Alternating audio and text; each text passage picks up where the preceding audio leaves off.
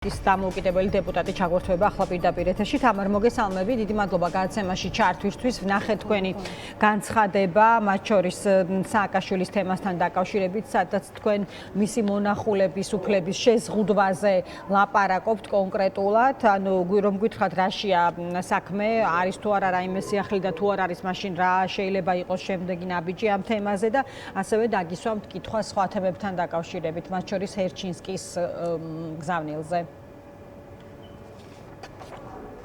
მოგესალმებით, მე ვისარგებლებ შემთხვევით გუშინდელი გამარჯვების შემდეგ პირველად მაქვს შესაძლებლობა რომ პირდაპირ ეთერში ვისაუბრო, ამიტომ მინდა რომ მთელ საქართველოს მიულოცო ეს გამარჯვება, ერთიანობა, დაგეგმილი მუშაობა და შეხმატკვრელებული მუშაობა ყოველთვის იძლევა შედეგს, ხო? და ჩვენ დავინახეთ ეს ერთიანობა გუშინ ფეხბურთის მოედანზე, რამაც მოგვცა შესაძლებლობა რომ მონაწილეობა მივიღოთ ევროპის ჩემპიონატში და ყველას ულოცავ ამ წარმატებას, დაწყებული გუნდის თითოეული წევრიდან მწვრთნელით გაგრძელებული და ყველა გულშემატკივრით დამთავრებული, ვისაც უხარია საქართველოს წარმატება ნებისმიერ სფეროში.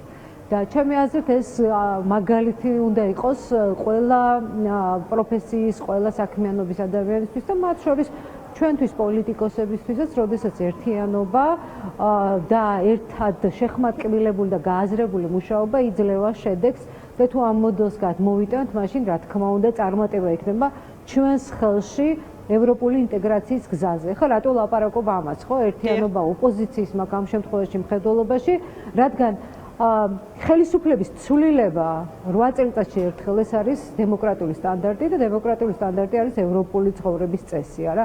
და ამიტომ ჩვენთვის ძალიან მნიშვნელოვანია რომ ხელისუფლება შევცვალოთ და აი ეს გამარჯვება ევროპული ღირებულებებით და ევროპული ცხოვრების წესის უნდა მოვიტანოთ სწორედ ოპოზიციამ, იმიტომ რომ ჩვენ ხედავთ რომ ქართულ ოცნებას ეს არ სურს. ამიტომ ოპოზიციის ეს ერთიანობა, გაერთიანებას, ერთსიას არ ნიშნავს, რაღაც თუნდაც აი დაგეგმილ სტრატეგიულ თანამშრომლობას ნიშნავს და სწორედ ამაზე საუბრობდა მიხეილ სააკაშვილი, როდესაც საუბრობდა იმაზე, რომ თუ ჩვენ ვერ მოახერხებთ შეთანხმებას ოპოზიციაში, მაშინ რა თქმა უნდა, ყველა არავინ არ დაობს იმაზე, რომ ერთადერთი რეალური ოპოზიციური ძალა არის ნაციონალური მოძრაობა, გამარჯვების კოალიცია, რომელსაც აქვს შანსი გადალახოს, მაგრამ არავის არ აქვს სურვილი, რომ მარტო ნაციონალურმა მოძრაობამ გადალახოს. ოპოზიცია უფრო ფართოდ უნდა იყოს პარლამენტში წარმოდგენილი, ამიტომ მე ვფიქრობ, რომ საკმარისი დროა ოპოზიცია მოახერხებს ამას ოპოზიციის წარმომადგენლები, იმას რომ იდეების ირგვლივ გაერთიანდნენ და იდეების ირგვლივ გაერთიანდნენ და ერთობლივად იბრძოლონ 2024 წლის არჩევნებში. მაგრამ ახლა დაუბრუნდები მე ჩემი ბრიფინგის თემას. კი ბატონო, დაუბრუნდეთ ამ თემას, უბრალოდ თქვენ თავად შეეხეთ. შეიძლება განვარტავ ძალიან კი ბატონო, კი კარგი თამარ, მე დავასუსტოთ. ძალიან მნიშვნელოვანია ეს საკითხი, რაზეც მე დღეს გავაკეთე განცხადება, რატომ მიხეილ სააკაშვილი უკვე 3 წელია ციხეშია. და მუდმივად მიდის მსჯელობა მისი უფლებების დარღვევაზე და ასე შემდეგ. ხელისუფლება, რომელიც წინა ხელისუფლებას ედავებოდა სისტემურ დარღვევებში და ასე ვთქვათ, სისტემურ ბრძოლაში ადამიანის წინააღმდეგ, დღეს იგივეს აკეთებს და დღეს მე ვეცადე და ვფიქრობ, რომ საკმაოდ კარგად არის წარმოდგენილი დასაბუთება, რომ სააკაშვილის წინააღმდეგ მთელი სისტემა იბრძვის. სააკაშვილი არის პოლიტიკური შურისძიების ობიექტი და ამაში ჩათრეულია რა თქმა უნდა ოპოზიცია, ანუ ერთობლივად გვებრძვიან ყველას. რატო? პარლამენტის წევრს აქვს უფლება მოინახულოს ნებისმიერი ადამიანის სასჯელ აღსრულების დაწესებულებაში. ეს შეზღუდვა შეიძლება მხოლოდ ფორმალურად და რაღაც გარკვეული დროით დადგინდეს. მაგრამ ჩვენ ვხედავთ, რომ სააკაშვილთან მიმართებაში ყველანაირი კანონის ნორმა, ყველანაირი გონივრული ფარგლები არის დარღვეული და დაიწყო უსაფრთხოების სამსახურის წერილით, მერე ამაში ჩაერთო იუსტიციის სამინისტრო, მერე ჩაერთო საქართველოს პარლამენტი და ამას აგრძელებს სასამართლო. არ დარჩა პრაქტიკულად ხელისუფლების არც ერთი შტო, რომელიც არ მონაწილეობს იმაში, რომ შეიზღუდოს პარლამენტის წევრის უფლებამოსილება და შეიზღუდოს მიხეილ სააკაშვილის უფლებები. როგორ შეიძლება 1 წელზე მეტი სასამართლოს ხდომა არ ჩაუნიშნო პარლამენტის წევრს, იმიტომ რომ პარლამენტის წევრის უფლებამოსილება ხო ვადაშია შემოპარგლული და 1 წელზე მეტი რო არ მისცემ, საერთოდ ხდომასაც კი არ ჩაუნიშნავ. და სიმბოლურია ის, რომ აგერ ბატონი ბაჩიაშვილიც ლაპარაკობს სასამართლო სისტემის დამოუკიდებლობაზე, ადამიანი, რომელიც ქართული ოცნების წიაღიდან წამოვიდა 1 წლის წინ და ბიძინა ივანიშვილმა პირად მტრად გადიხადა. ანუ ერთი რამ ხო ცალსახაა, რომ ქართული ოცნება ემტერება ყველას, ვინც არ მოსწონს ბიძინა ივანიშვილს და ბაჩიაშვილი ადამიანი, რომელიც ბიძინა ივანიშვილის კარზე გაიზარდა, მუშაობდა და ასე შემდეგ, რახან ბიძინა ივანიშვილს არ მოუვიდა თავში, სასამართლო მის წინააღმდეგად მიიტანა ეჭვი. აი, ამიტომ ძალიან შესაძლოა იყოს სწორი ფორმულირება. დიახ, მიიტანა ეჭვი, ხო? და ბუნებრივია, როდესაც მას შეუძლია, რომ საკუთარი გუნდის წევრები ასე გაიმეტოს და მთელი სისტემა ჩააყენოს მისი ასე ინტერესების სასამართლოში დაწყებული საგამოძიებო ორგანოებიდან რას უზამს სააკაშვილს ბუნებრივია და ამას რითი ახსნით თქვენ აი სხვათა შორის თქვენ იცით ხო ეს დისკუსია იგივე სასამართლოებზე სააკაშვილის მიმართვასთან დაკავშირებით რომ მაგალითად აი თქვენი კოლეგები ოპოზიციიდან საერთოდ ერჩიან ოცნებას რომ რატო აძლევთ თუ ამის შესაძლებლობას რომ ეს მიმართვა ქონდეს და სხვადასხვა საკითხზე ილაპარაკოს ეგ ახარიებისგან დამამახსოვრდა ეს პრეტენზია მაგრამ აი ამ მონახულების ნაწილში საკმაოდ ხისტია ოცნება აი რაღაც რითი შეიძლება აიხსნას როგორ ფიქრობთ ეს ყველაფერი მიმართვების სააკაშვილისგან მაგრამ დეპუტატების შესაძლებლობის ჩაკეტვა ეს არის თვითნებობა, სახელისუფლებო თვითნებობა და ამიტომ ვითხოვ სასამართლოში საქმის განხილვას, იმიტომ რომ მათ მოუწევთ დასაბუთება, რატომ არის ასეთი ხანგრძლივი შეზღუდვა. პარლამენტის თავმჯდომარის უფლებამოსილება, რომლითაც ის გასცემს ბრძანებას ამა თუ იმ პენტენციურ დაწესებულებაში და ამა თუ იმ სასჯელ აღსრულებაში მყოფი პირის მიმართ მონახულებასთან დაკავშირებით, ეს არის ფორმალური პროცედურა, სადაც მას არ აქვს უფლება შინაარსში შევიდეს და განსაზღვროს, რომ ამ პატიმრის მონახულების უფლება გვაქვს თუ არა. ეს არის ტექნიკური საკითხი, ორგანიზაციული საკითხი. და როდესაც მე სარჩელში ვითხოვ, რომ დამისაბუთეთ, ასე ხანგრძლივად რატო არის შეზღუდვა. ჩემთან მიმართებაში, პერსონალურად თამარ კორძეასთან მიმართებაში, უსაფრთხოების ინტერესებიდან რო დადგინდა შეზღუდვა, რატო წარმოუადგენ საფრთხეს და ასე შემდეგ და შეიძლება თუ არა ეს განუსაზღვრელი ვადით იყოს, აი ესეთი შეკითხვები მაქვს დასმული, მაგრამ ეთყობა, რომ სასამართლოს არ სურს ამ დისკუსიაში შემოსვლა, ამიტომაც სასამართლოს ხდომა უბრალოდ არ ინიშნება. და რა თქმა უნდა, თქვენი კოლეგები დღესაც მისვამდნენ ამ შეკითხვას, რა ბერკეტები გვაქვს. როდესაც ხელისუფლება თვითნებობს და ძალადობს, ბერკეტები ჩვენ არა გვაქვს, ხო? სასამართლოს შენობას ვერ დავანგრევთ, მაგრამ ჩემი ბერკეტი არის ის, რომ ეს გავახმოვანო და როდესაც საერთაშორისო ორგანიზაციებს მივაწვით ამ ინფორმაციას და კიდევ ერთხელ დამატებითი არგუმენტი ექნებათ იმასთან დაკავშირებით, რომ სასამართლო სისტემის ყოვლისმომცველი რეფორმა უნდა ჩატარდეს, იძულებული გახდება ქართული ოცნება.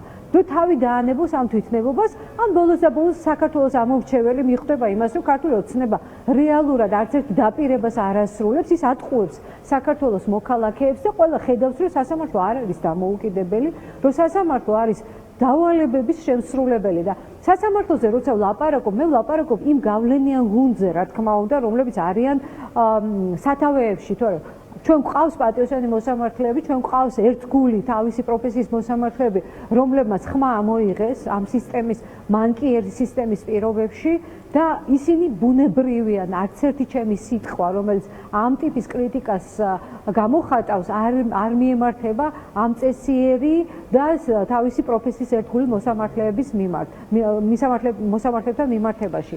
მაგრამ ეს არ გვაძლევს იმის საფუძველს, რომ ჩვენ ხარვეზებზე არ ვილაპარაკოთ, რაც ხდება მარცხნივების სისტემაში და საერთოდ სახელმწიფოში, იმიტომ რომ ხელისუფლების ყველა შტო მიტაცებული აქვს ქართულ ოცნებას და ჩვენ გვაქვს პოლიტიკური პარტიის მმართველობა და არა სახელისუფლებო მმართველობა. თამარ, მართლმსაჯულება, მე როგორც აღნიშნე, ახსენა ასევე და ამაზე ილაპარაკა ელჩმა ჰერჩინსკიმაც, რომელმაც თქვა, რომ მოსამართლეების კეთილსინდისიერების შემოწმება არის საჭირო და ასევე ითქვა, რომ 27 წევრი ქვეყნის წარმომადგენლის ვიზიტი იგეგმება, დრო არ ითმენს, ხო? ანუ როგორც ვნახე, ძალიან გახარებულია ჰერჩინსკი იმ წარმატებით, რომელიც ჩვენ გვაქვს ფეხბურთში, მაგრამ ამავდროულად ძალიან ხისტად ეუბნება ხელისუფლებას, რომ დრო არ ითმენს და არის ევროპულ ოჯახში საბოლოო დასამკვიდრებლად რეალური ნაბიჯები გადასადგმელი და რაც შეიძლება მალე. აი რა სიტყვით ამაზე? ძალიან მარტივად არის საკითხი. აი დღეს თქვენი არქის წარმომადგენლები ასევე სვამდნენ ირაკლი ღარიბაშვილთან დაკავშირებით კორუფციის თვალსაზრისით შეკითხვებს, ხო, კორუმპირებული არის, თორემ მის ოჯახს საიდან აქვს ამხელა ქონება. ჩვენ ოპოზიციურ დეპუტატებს გქონდათ ამაზე სიუჟეტები, გამოგვიგზავნა შეკითხვები, რომელიღაც არასამთავრობო ორგანიზაციამ დაწერა განცხადება მოგთხოვეს დოკუმენტები წარუადგინეთ, იმიტომ რომ კეთილსინდისიერები გვაქვს ვართ და საერთოდ არ მაქვს პრობლემა რა დოკუმენტიც უნდათ ის მომთხოვონ. აბსოლუტურად არ მაქვს პრობლემა. რატომ არ წარმოადგენს ღარიბაშვილი და მისი ოჯახი ამ პრობლემებს და რატომ შემოიფარგლება მხოლოდ იმ კომენტარით, რომ თურმე მისი ოჯახი ბავშვობიდანვე შეძლებული ოჯახის მიდან იყო.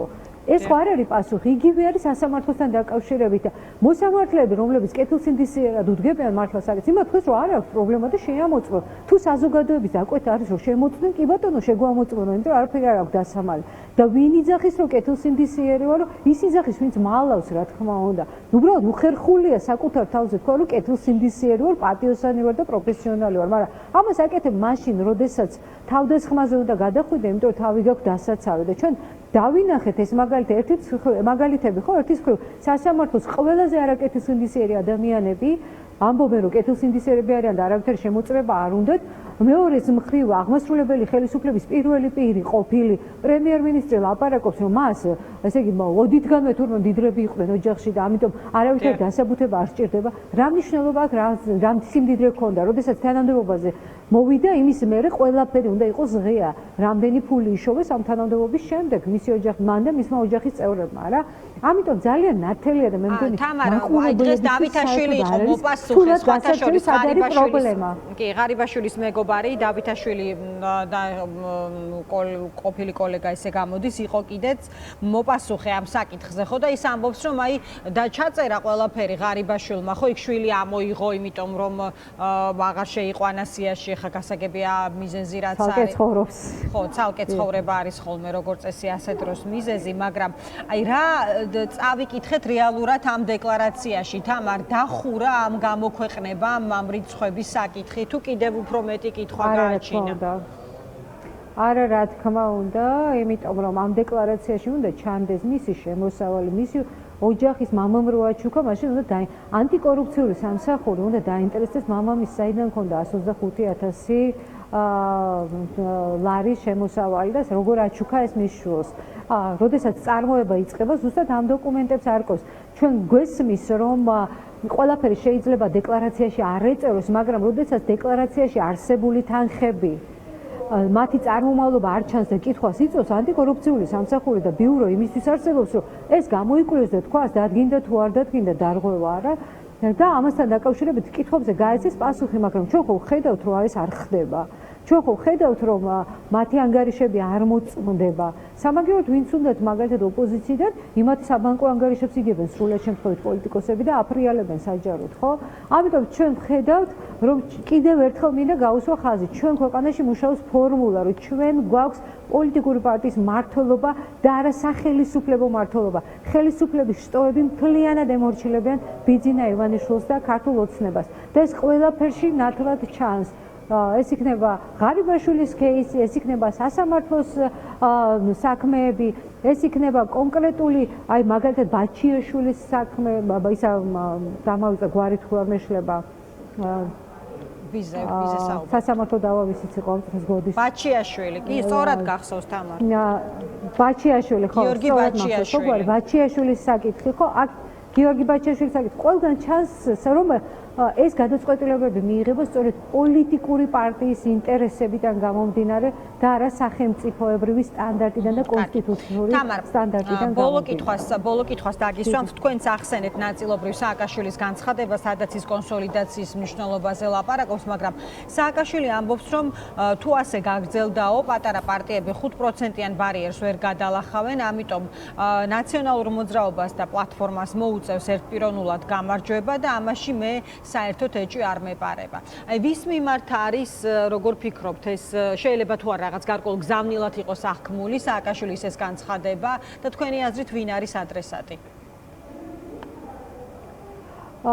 იცით რა, მე მგონი რომ სააკაშვილს ახალი არაფერი არ უთქვამს.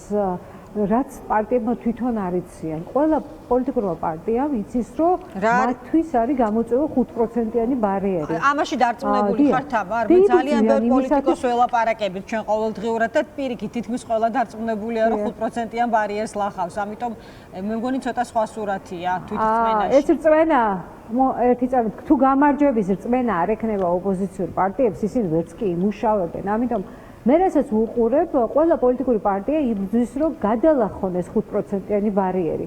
რა თქმა უნდა, დარწმუნებული რომ პარტიები და პარალელურად ატარებენ საზოგადოებრივ გამოკითხვას და ამ კვლევებს და საბოლოო ჯამში თითოეული მათგანი მიიღებს საკუთარი ინტერესებიდან გამომდინარე გადაწყვეტილებას. თუ ისინი გადაწყვეტენ, რომ საჭიროა ამ შემთხვევაში თემატური შეთანხმება და ერთიანი სიით წარდგენა, რასაც ითხოვს ახლა საარჩევნო კანონმდებლობა, იმიტომ რომ ბლოკს ვერ გააკეთებენ, ალბათ მიიღებენ ამ გადაწყვეტილებას, მაგრამ ამ ეტაპზე, რასაც ვხედავთ, ყველა იბრძვის 5%-იანი ბარიერის გადასალახად, საკუთარი იდენტობის გამოსაკვეთად, ვიღაცისთვის სამწუხაროდ ეს იდენტობა შეიძლება გადიოდეს იმაზე, რომ თამარ, თქვენ ფიქრობთ, რომ ნაცების გარდა ახლა ყველა ბარიერის გადასალახად იბრძვის? ასეთია სურათი დღეს, ასეთია მოცემულობა. რამდენიმე პარტია, ჩემი აზრით, ცალკეულად ყველა ახლოს არის ბარიერთან.